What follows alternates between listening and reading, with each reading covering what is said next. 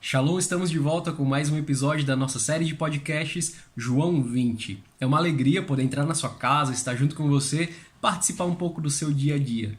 Hoje o nosso convidado é produtor musical, ministro de música, irmão de comunidade, amigo, é um cara que também tem um trabalho muito legal aqui na internet. Você já o conhece com certeza, dispensa apresentações.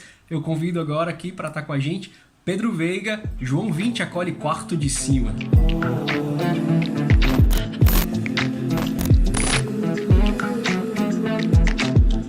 É uma alegria indescritível receber o Pedro Veiga aqui no João 20. Eu brinquei aqui contigo, né, Pedro? Para quem está acompanhando a gente, antes da gente dar o play aqui para gravar, eu brinquei que hoje João 20 acolhe quarto de cima e é uma alegria imensa, né, essa parceria. Pois é, a gente pode lançar os dois juntos, né? Um em cada plataforma e verdade, dobra o negócio. Olha aí, uma super ideia. Pedro, para algumas pessoas eu sempre digo isso, eu tenho a impressão de não precisar apresentar a pessoa, né? Porque você já é desse universo aqui, a galera já te conhece. Mas vamos seguir aqui os protocolos e que se apresenta, Pedro. Não, eu preciso. Quem é o Pedro Veiga? Pedro Veiga, bom, filho de Deus, Shalom, casado, não sei a ordem, né? Como é que é a ordem? Tenho 3 filhos. Aí mesmo. E sou do Rio de Janeiro, moro em Fortaleza e participo aqui. Sou ministro de música aqui na comunidade, já tem 15 aninhos na obra. Hoje estou fazendo experiência de volta no P1 da comunidade Aliança e vamos ver se dá certo. Acho que dessa vez vai. E sou produtor musical, tenho uma produtora artística e musical com alguns amigos meus que eu não troco por nada, chamada Fábrica Produções, e um dia desse aí, já tem quase um ano, que eu comecei também um podcast para conversar com artistas do meio e tal, e aí foi expandindo para outras vertentes. Pedro, você citou 2 coisas que me chamam muita atenção nessa nossa conversa. Uma, assim, o seu tempo de envolvimento com a obra, com a vocação, né, e tal, e também essa dimensão da música. Eu quero começar pela sua experiência com a comunidade. Como foi que o Pedro encontrou a comunidade? Ou como foi que Deus encontrou o Pedro através da comunidade? Como foi que tu começou sua caminhada? Cara, foi muito interessante porque eu tenho falado isso para algumas pessoas do Ministério de Música recentemente, que ministério não nasce da noite para o dia, né? Então, assim, eu comecei na música desde criança. Antes de eu saber falar, eu já era interessado por música. Aí comecei a estudar piano com 5 anos e fui adiante. Depois virei DJ, depois larguei, comecei a tocar em banda e tal. Aí lá, assim, pula, né? Já fui morar nos Estados Unidos, estudar áudio, voltei. Aí quando eu tava com 25 anos, meio parado na vida, sem trabalho, um amigo meu, Bill Sala, que é irmão do Marco Sala, tem gente que conhece. Sim. Ele lá no Rio falou, então, me ajuda, eu tô regendo um coral lá no Shalom, por que você não me ajuda? Você toca e tal. Tudo pretexto, porque eu acabei ficando. Então eu logo entrei no Ministério de Música, lá para 2005, assim, finalzinho. E em 2006 eu já estava no Ministério de Música e fui para o acampamento que no Rio faziam em dezembro, logo antes do Réveillon. E assim, eu tive uma experiência muito forte, né? Fiz o primeiro seminário de vida e tal. O João Bala rezou por mim. E desde então, também nesse ano, o Nicodemos foi para o Rio pregar num retiro de artes, né? E ele rezou por mim também, depois em particular, assim. E foi o momento que eu acredito que eu tive uma experiência fortíssima e ali eu me tornei ministro de música. Antes eu era músico, assim. E a forma como ele rezou, sabe aquela oração, o escudo, não sei o que, as armas, essa que eu não sei exatamente como é que repete, eu queria até aprender um dia. Não, somos 2 que precisamos aprender essa oração. É linda e fortíssima, assim. Então, para mim, e tem sido assim, eu tenho participado de ministério e tenho experimentado, aprendido muita coisa desde então. Pedro, você já tinha alguma experiência de comunidade, de renovação carismática, desse estilo, assim, já tinha visto alguma coisa, ou a tua experiência era um pouco mais daquela paróquia tradicional, como era? Porque, tipo, o Shalom vem com esse combo de novidades, né? O Shalom, ele foi um momento, assim, da minha vez de viver, experimentar e fazer, porque eu cresci vendo e participando ali, assim, mas da minha mãe e do meu pai, a minha mãe mais, assim, ela participava já da comunidade Bom Pastor, que é uma comunidade do Rio, e nessa comunidade depois eles formaram um grupo, que era um ministério de música, Sol Maior. Depois de um tempo esse ministério se tornou uma comunidade, depois deixou de ser, de novo voltou a ser só grupo musical, né, de ministrar música, mas eles tinham, assim, momentos incríveis de oração, de partilha, de convivência, de viagem, de ir para lugares, fazer louvores e shows e tal. Então eu presenciei muita coisa, inclusive o Bill era parte desse grupo, com a minha mãe. Ele era amigo dos meus pais, depois se tornou meu amigo, porque tem uma diferença de 10 anos de mim, então é mais próximo de mim do que dos meus pais. Mas lá eu vivi muita coisa, assim, eu lembro também, por exemplo, desde 80 e pouquíssimos, assim, que eu tenho lembranças. Eu cheguei aí para Bolívia com a minha mãe 2 vezes naquele congresso maravilhoso que teve em 87. Eu não sei se nem se era nascido, mas se eu estivesse falando com Moisés, ele ia lembrar, porque ele e a Emi foram, se eu não me engano, para Bolívia nessa época. Tinha La Mansion, um negócio assim, que é um lugar lá que eu acho que existe até hoje. Sim, sim, tenho lembranças dessa época. Eu ouvi, muito interessante, porque eu ouvi falar sobre essa comunidade que você citou recentemente, porque o Thiago, que está aqui, morou na Bolívia, e ele falou um pouco também no comecinho da comunidade, Moisés e Evi iam com frequência lá, muito legal. 5 aninhos de Shalom, eles foram lá, e foi a época que eu fui também. E, na verdade, a gente nem conhecia o Shalom em 87, né? A minha mãe veio para o Shalom aqui em Fortaleza em 92 ou 3, num acampamento, o Bill também e tal, e o Marco Sala também, e aí o Marco ficou para sempre. Tipo, voltou para o Rio, depois veio e mudou para cá. Mas na época do Ronaldo, então, assim, a minha história com o Shalom e com a renovação carismática é dessa época, né, anos 80. Só que só depois de velho que eu resolvi realmente começar a participar, né, efetivamente. Cara, eu fico impressionado porque a gente vai partilhando, escutando a história assim dos irmãos e tal, a gente vai vendo que parece que Deus meio que vai cercando a pessoa, né? Tu vai contando a tua história aqui, lá em 87, né, o Shalom parece que fez um pop-up aqui, né, apareceu. Aí depois, mais pra frente, Pedro, aí tu faz a tua experiência, e você falou aqui uma coisa que eu acho fantástica. Tu faz a tua experiência, você era músico e se tornou ministro de música, né? Como você pontua essa diferença?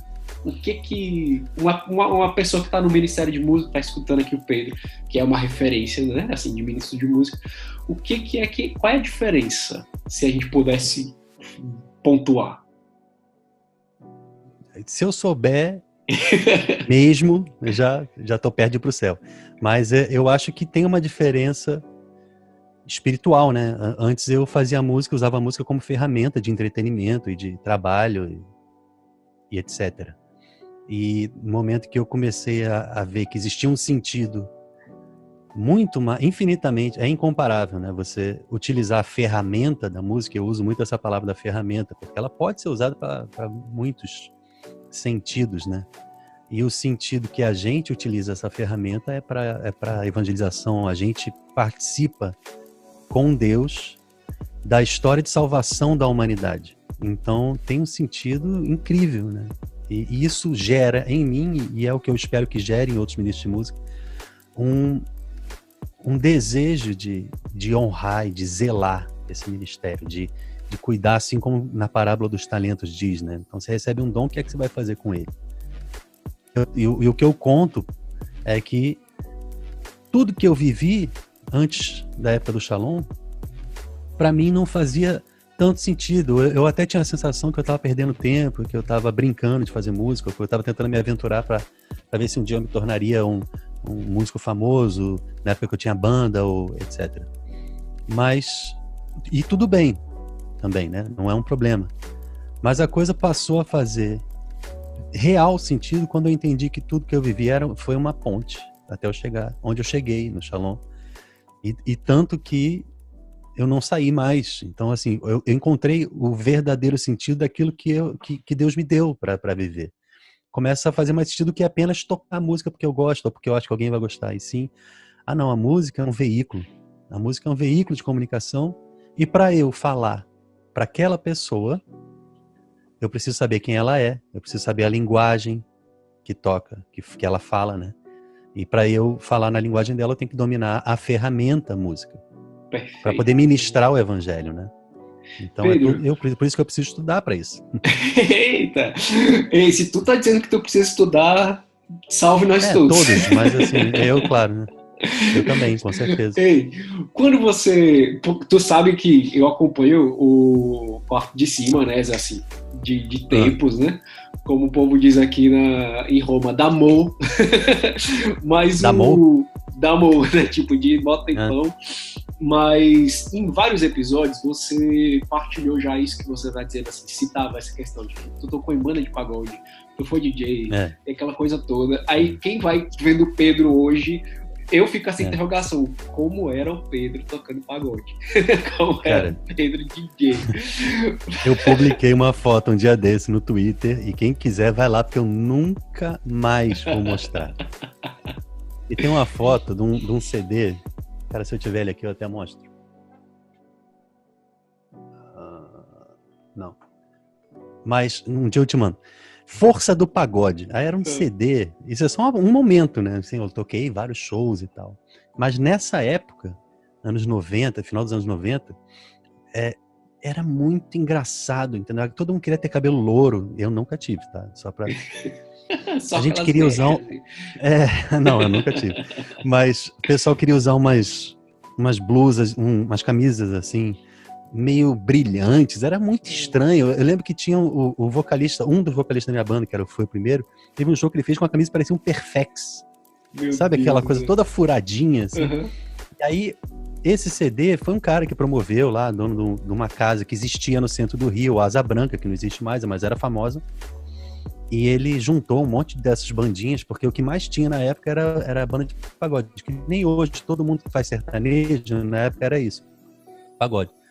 E aí ele, cada um dá tanto dinheiro, e aí eu junto e produzo um CD pra vocês, e aí, assim, prometendo, né, sonhos, né, a gente sonhando em conseguir, né, make it, como fala em inglês, né, tipo, eu conseguir passar a barreira do anonimato pra...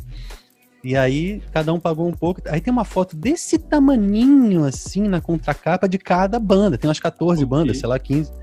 E aí tem uma foto, aí eu magrinho, assim, com uma camisa meio de cetim. Eu não sei como é que é o nome do tecido, mas é ridículo. Aí lá a gente vai quem quiser achar, tá lá. Loiras, ou não? Não. Mas tem um pessoal do lado que tá.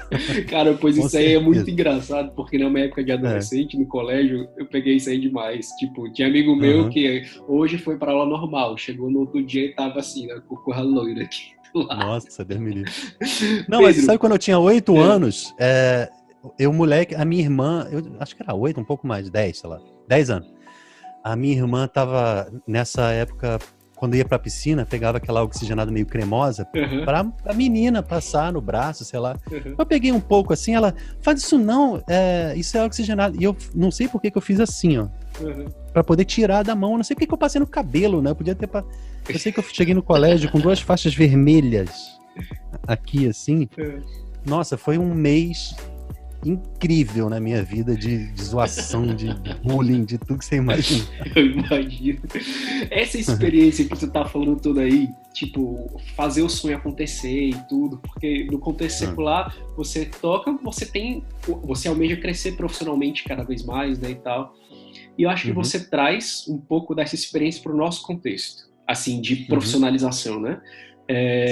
Como produtor, eu imagino que você também tem muitos sonhos, né? Tipo assim, implantar um estilo novo no mercado católico, ou trazer uma coisa nova, um som novo, uma coisa toda. Como é o lado do Pedro produtor, meio que vai encontrando também os artistas católicos, cristãos, que vão meio que tendo o seu sonho de colocar o seu talento para multiplicar. Acontece, tipo assim, eu tô aqui, esse som seria legal no meio católico. Ah, sim. Acontece e a gente se engana no caminho, mas às vezes dá certo, né? Então eu tenho, assim, uns sonhos que tem a ver com trabalho, e, poxa, será que eu consigo um dia chegar ao ponto de pagar todas as contas? Porque tem família, né? Então, será que eu posso viver só disso? Até hoje, ainda fica um pouco, assim, frágil essa questão, mas musicalmente falando, tenho, assim, por exemplo, A gente teve... Cara, assim, para começar a responder a pergunta direita, é o seguinte, eu passei de verdade a ser músico, a produtor musical no Shalom, porque Deus me mostrou Ministério de Música e depois de um tempo eu comecei a perceber que existia também uma lacuna a preencher na produção de música católica. E eu acho que eu posso. Eu fui um tempo me encorajando e tal. Foi o primeiro álbum que eu vi, que eu lembro dessa memória, foi o do Davidson, aquele Águas Profundas. Logo depois, o ano seguinte, veio o Estrangeiro Aqui, né? E eu comecei a ver, caramba, é possível, tem um som legal e eu quero fazer isso. E depois eu fui entendendo que eu também quero fazer um pouco mais daquilo que existia. E essa coisa é um degrau acima do outro.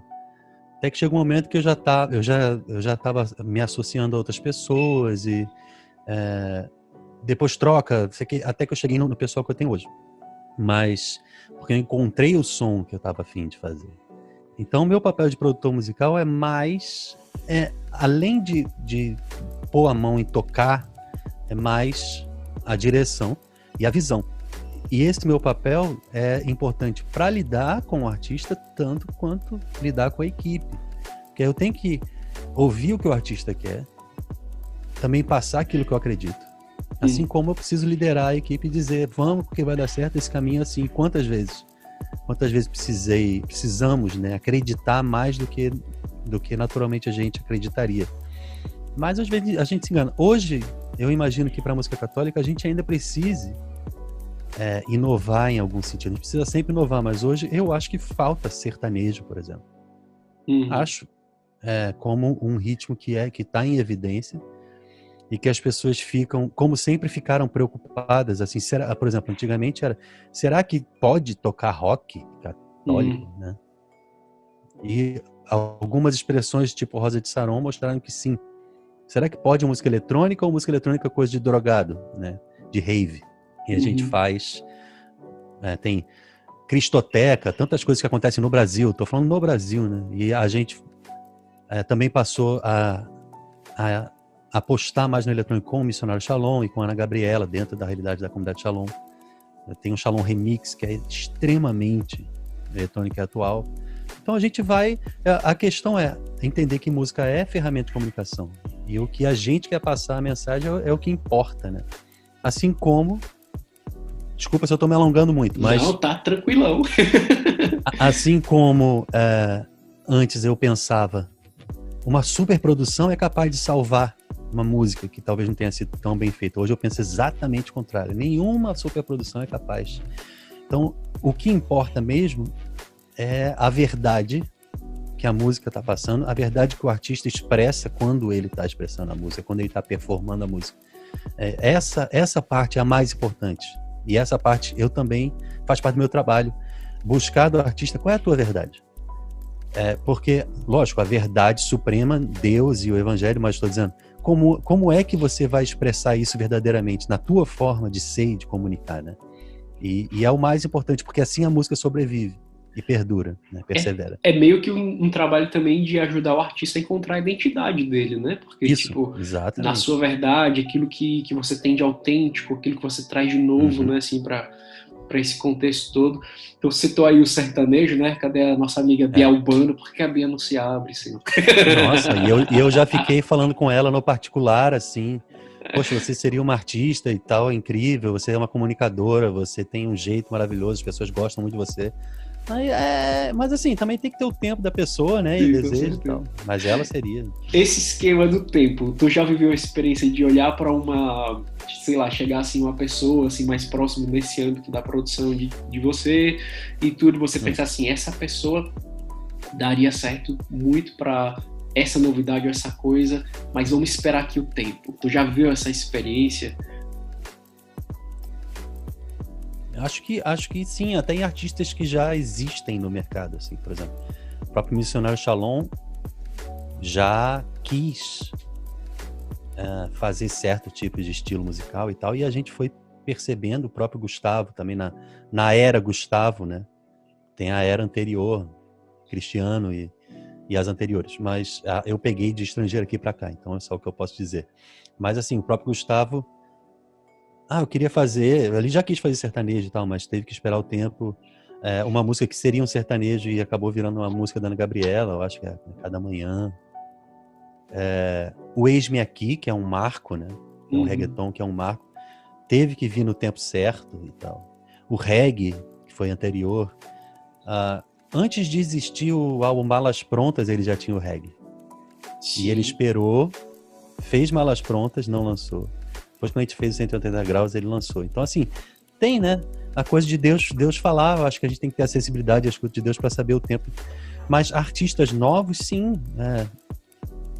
Tem gente que eu busco e falo, cara, seria tão bom, tipo a Bia, né? E, às vezes, o tempo da pessoa é de estar fazendo uma outra coisa, né? Eu falo isso para ministérios também, às vezes, tem alguns ministérios que me buscam e perguntam opinião. E aí, eu digo, eu acho que o primordial é a escuta de Deus, porque às vezes Deus quer que você seja um ministério que fique local, ou que fique na tua paróquia, no teu grupo, né? E tem um tempo, e pode ser que esse tempo, o tempo de mudar chegue. O que é que Deus está dizendo para você? A gente tem que lidar nessa pedagogia, né? Nessa dinâmica, né? Nesse sistema, porque a gente tem que funcionar conforme o Espírito Santo diz, senão a gente vira secular de novo, tipo, não adianta, né? Sim.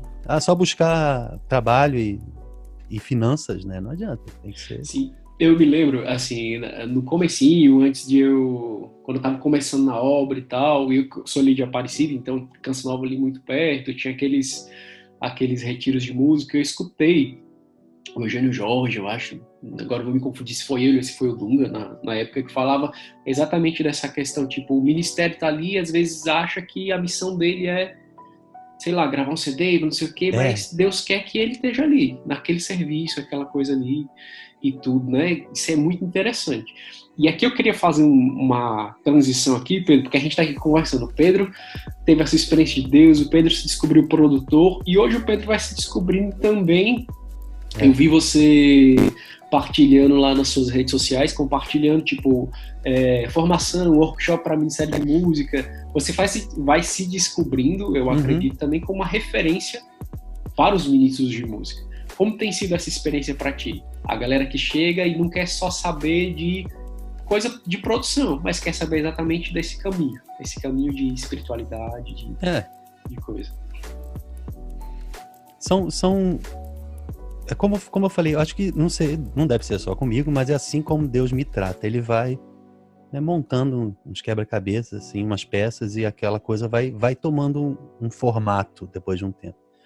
Então, muitos anos antes, eu já manifestava, eu já tinha o desejo, já falava assim, até com o Ide Fábio, poxa, eu queria legal, assim, ia ser legal a gente formar uma apostila ou então um material de vídeo, né, formativo, para organizar, para criar um padrão, até dentro da comunidade, de postura de ministro de música e a forma de tocar e a forma de... na missa, que é diferente de uma animação no Renasceu, de um palco, de um show e tal, o sentido, e por ter um sentido diferente, precisa também ter uma postura, uma dinâmica diferente, apropriada, né? E também as nossas características como comunidade, assim, de musicar. Então eu queria organizar esse material. Acabou que a gente nunca fez, até porque eu não tinha assim, um preparo, uma experiência e vontade ou tempo suficiente, né?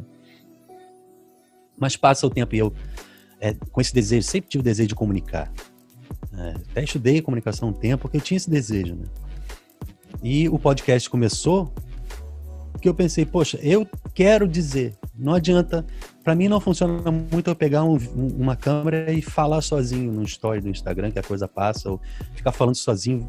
Eu quero conversar com as pessoas. E aí eu pensei, tomei coragem, porque já tinha uns anos que eu assistia podcast e tal. Tomei coragem e comecei porque, poxa, eu pensei, eu já tenho uma certa plataforma, já tenho amigos artistas, eu já faço isso, já trabalho no meio, então vamos falar sobre isso. E depois do podcast, eu posso usar. A quarentena, que é negativa, se tornou positiva pela ação da graça de Deus, de poder falar com pessoas. Tipo, eu tô falando com você agora, você tá do outro lado do planeta, né? Eu pensei, vamos utilizar, né, essa época para falar com as pessoas. Então eu comecei a fazer podcast online, depois eu vou dar workshop.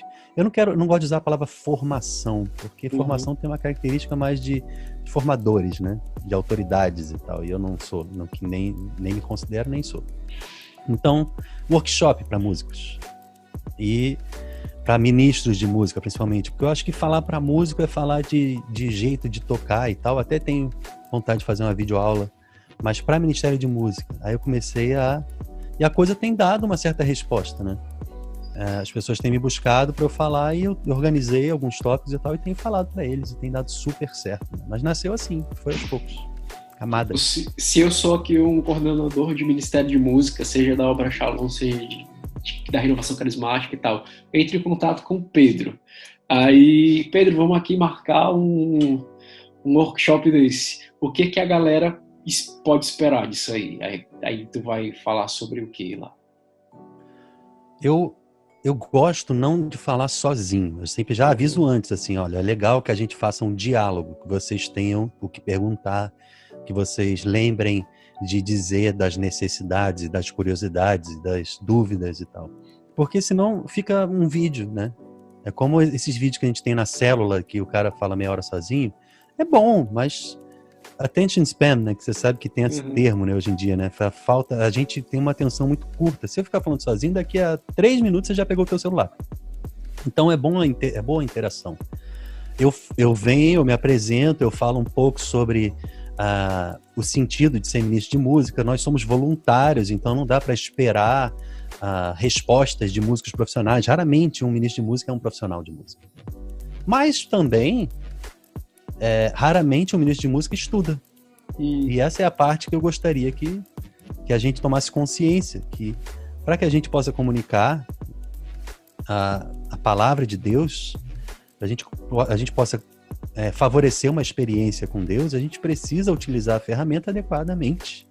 A gente precisa se preparar. Outra coisa, que é uma coisa que eu digo, quando a gente está num momento de ministrar música, vamos dizer, na missa, ou numa adoração, ou até no momento de animação, de louvor, ou num show, a gente não deve estar concentrado na execução e na técnica de cantar e de tocar. Para que a gente possa se concentrar na oração, ter o coração aberto para a ação de Deus e para que aquilo flua, né?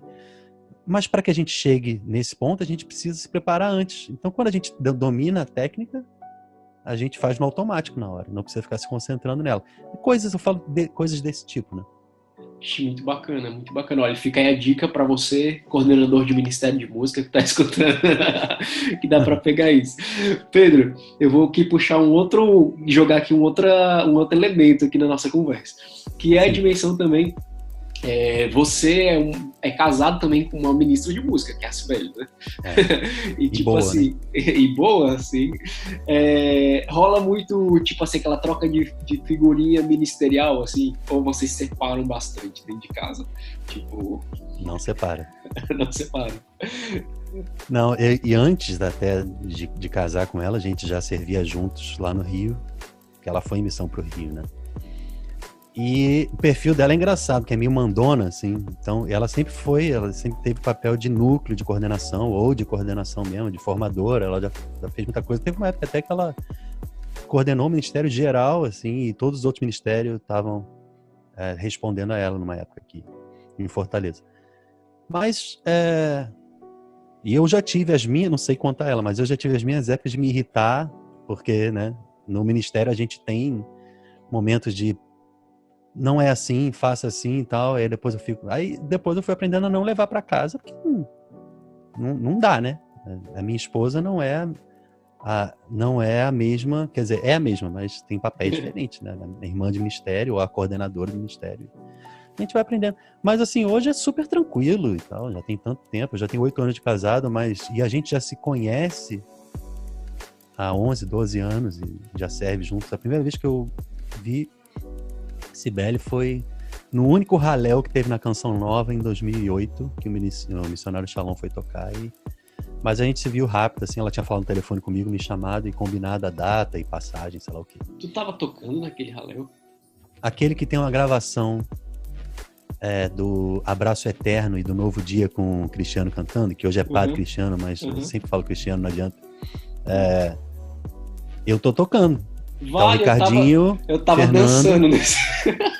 Da minha época de Sim. dançarino do Missionário Shalom. 2008, né? Exatamente, olha aí que legal. Mas eu também era tão alheio, assim, que eu meio que só falei com quem eu conhecia, tipo, Guto, Alina, não falei com o Sibeli, falava com a Léo, Fernando, que eu conhecia, Cristiano e tal, oi, tudo bem, dei um papo, isso aqui. Só que eu fui eu e Theo, né, meu amigo. Inclusive, alô, Theo. E aí eu ficava só falando com ele, eu era meio antissocial, assim, depois que eu fui aprendendo, graças a Deus, o Shalom me ensinou também a ser um pouquinho menos antipático. Assim, é porque naquela ocasião também eu acho que eu não consegui conhecer ninguém, porque eu tava tão tenso que ia dançar lá. Mas eu lembro de você lá. Eu lembro de você lá, sim. Inclusive, lembra no dia seguinte que teve a tenda e o Padre Fábio tava falando e tal. Eu lembro de você ali, um calor horroroso, a gente naquela tenda e tal. Aí tem até uma filmagem do Davidson cantando com o Cristiano e a gente tocando Soltou do Teu, Nada Nos Separará. Sim. Eu lembro muito porque me marcou, eu adorava, assim, amava estar com o Missionário Shalom e poder sair em missão, e aquela coisa assim, latejava em mim, poxa, eu tô indo em missão tocar com uma banda que é importante e tal, e aquilo ecoava muito em mim, como, cara, eu tô vendo um sentido maior no meu ministério, ficava muito contente, entendeu? O Missionário Shalom meio que perpassa também a tua história de experiência com Deus, né? Porque você tem uma relação muito próxima, antes de você se tornar o produtor do missionário, você tinha já uma relação de serviço, de amizade e de tudo. Acontece de você olhar para o Missionário Shalom como, dentro do teu âmbito de produção, como aquele filho do coração que você tem o desejo de proteger mais? Total. Ou tipo assim, não vamos falar isso aqui. Acontece. Não, se eu tivesse que escolher participar de uma banda, não seria outra, entendeu? E desculpa, Davidson, Ana Gabriela, meus amigos também, mas assim, é porque é a primeira, né? Então, por exemplo, a minha banda da fábrica é do Davidson. E inicialmente eu iria estar com eles e viajar e tal, mas na minha realidade eu não pude, e aí ficou a galera e eu não tô. Mas os meus primeiros contatos com o Shalom, assim, tipo, tem gente que entra, tipo o Wilde, ele fala, eu ouvi uma música da Sueli e tal, né? E pra mim foi isso. O Estrangeiro Aqui me marcou. Eu prefiro o Estrangeiro Aqui, que não foi eu que produzi, foi o Christian Lopes da Canção Nova, do que as coisas que eu faço. Mas é porque eu tenho uma ligação emocional muito grande. Aquele elo afetivo, a sua experiência tá exatamente ali, né? Eu acho que eu sou a pessoa que mais faz parte do Missionário Shalom sem nunca ter sido, tipo... Na minha, claro, né? Mas assim, eu gostaria de ter participado oficialmente da banda, mas não pude por causa de realidade. Mas sempre estive junto e toquei inúmeras vezes, gravei os 2 DVDs, graças a Deus, tá marcado pra história. Não adianta, que agora eu para sempre tô registrado. Você, sim, quando você olha um pouquinho para a história do missionário, assim, não sei se, acredito que você deva ter feito isso, de olhar o material de lá do comecinho da banda e tipo como Almeida Neto, Padre Almeida Neto, né? Desculpa, sim, Padre, sim. Padre Almeida Neto, Ana Dávila que passou por ali, Débora Moraes, aí tem a fase de hoje. Você consegue pensar o missionário daqui a um tempo, como é que o missionário vai estar em termos de produção, porque a linguagem mudou totalmente, né? A linguagem de estilo, de coisa. Mas eu fazendo uma análise não só da música do missionário, mas da música do Shalom e a música católica brasileira, passaram um tempo atrasados, ao meu ver, né, tecnicamente. Eu quando tive os primeiros contatos com a música da comunidade, eu acho que, exceto o Sueli, que já tinha assim, uma galera mais profissional gravando e tal, e ela sempre teve esse bom gosto, esse cuidado. Mas... E posso estar enganado, tá? Aqui não é um registro oficial da história da música, não. Mas, no meu ver, eu tinha a impressão de que a música estava uns 15, 20 aninhos atrasada ao que se fazia nos Estados Unidos. E a intenção sempre foi, né, fazer uma música pop, né, no Shalom. Ou uma balada e tal, estilo, vamos dizer, uma Mariah Carey e tal. E não se chegava muito nesse som. E, para mim... Depois dos anos 2000, acho o Shalom 20 anos, ele cresceu bem a qualidade E lá para 2005, 2006, quando veio o Davidson Silva e o álbum Estrangeiro Aqui, que foi assim, ali tem um marco muito importante de mudança de tecnologia e de arranjo e captação de áudio e tal. Então, esse marco, né, divide a música que tinha uma qualidade, um jeito de gravar e de arranjar e de cantar. E para ousadia, né, você vê... Oh, eu sei que o tempo... Essa música é extremamente diferente de todas as que vinham, até do Tempo de Viver, que já ensaiava um pouco esse estilo, né? Mas o Estrangeiro Aqui foi um marco muito grande. E depois que a gente fez... que eles fizeram, né? Malas Prontas com o Val Martins, eu também estava ajudando na produção ali, acompanhando. Aí teve o ingresso dos backings maravilhosos, né? Fael Magalhães e Cleide, Jane, Adiel e tal. Então a gente... E esse pessoal faz até hoje, participa até hoje da música católica e grava coisas a partir dali, né?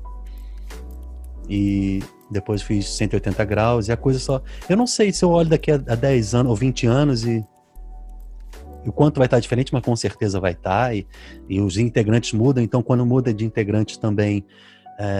a cara e as cores e o gosto musical e a abordagem muda também, então certamente. Eu não sei ver o que vai acontecer não, mas espero estar lá. Todo mundo espera, viu? Vou estar velhinho, mas espero continuar. Que você esteja lá. Pedro, olha, infelizmente eu vou ter que encerrar. Eu não gosto não de encerrar. Senão depois a minha produção puxa a minha orelha. Mas já olha, deve ter passado já. Mas olha, quero agradecer demais. E eu gosto também quando fica com esse gostinho de que a gente tem que repetir. A gente tem que marcar uma próxima pra gente continuar essa conversa. Poxa, quando você quiser. Mais sobre outros assuntos também. E eu te agradeço demais, viu? Você tem de verdade feito um grande serviço, assim, né? Que ultrapassa a dimensão só da música e da espiritualidade dentro da comunidade. Acho que você tem transbordado isso para fora, para outros ministérios, para outras realidades. Muito obrigado mesmo, que eu faço aqui. Dou voz a quem queria agradecer o Pedro. Muito obrigado mesmo, cara. E a gente tá junto aí, viu? Para o que precisar. Poxa, cara, eu que agradeço pela oportunidade e também pela tua amizade, né? Que já é tão, assim, já tem tanto tempo, né? Que a gente se conhece e a gente se admira. Eu admiro muito você também e eu quero agradecer por esse espaço, assim, por esse convite de estar com você conversando. E quando quiser, só me chamar. Maria. Viu?